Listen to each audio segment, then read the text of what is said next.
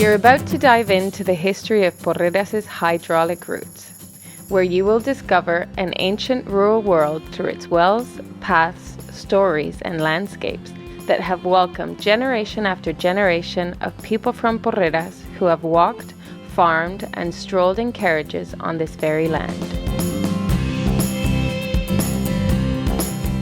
This route number 1 is 13.5 kilometers long and starts at the mill named Molí de Namengual. In this very spot, there is a Ferris wheel that belongs to Porreres' hydraulic heritage.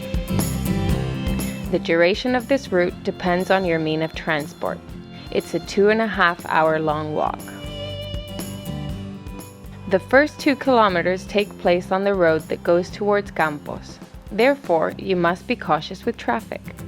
Upon reaching the path, in Catalan Camí de Son Pau, we turn left and will soon find a first element to highlight. It's located on a branch line at around 100 meters from the main path. This is a well named Pou de Son Pau, which they say could be an old Ferris wheel. This is an important fact since there are no Ferris wheels left in the Mallorcan landscape.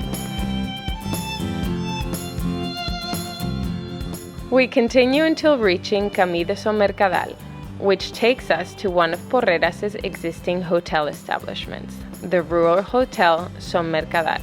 We keep going and take the Camí de Santanyí, that will take us to the Sonorei path. It would be of no surprise if we find sheep and pigs grazing around. We're now at Sonorei. We've passed through the areas of Esplà, Savolta, and Somorla. Here, if we haven't done so yet, it's time to rest a little and enjoy the scenery before we continue the route. Now we're at the well, Pou in Catalan, of Son Mora, a few meters away from the main route. We can stop and take a picture, cool down, or have a bite to eat if we need so. Right next to this well, we'll see a carriage wheel. In ancient times, the blacksmiths needed a place with water to be able to readjust the wheels. There are various curiosities about this area, where the manor house Posessió de Son Mora d'Auba is located. Just 50 meters away from the main path, we'll find the Camí de la Pedrera, which reaches, as its name implies, pedrera is quarry in Catalan, the underground quarry where they used to grow mushrooms, and where, to this day, the famous sandstone Mares de Porreres is removed from.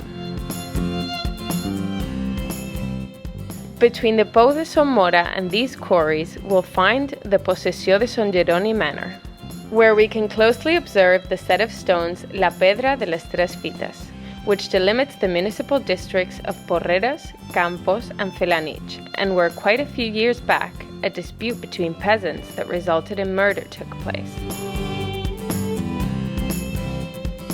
We continue down the dirt road and come upon the well Pou de Sonorei, with the typical fonts that were used to collect rainwater and which the cattle benefited from both to drink and cool down.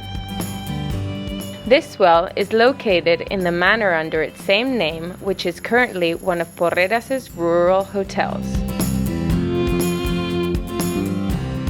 From here on, we continue along different narrow branch lines with farmlands and walk by different paths until we get to Son Mesquida. Here, we'll move a couple hundred meters away from the route to see the Pou Salat.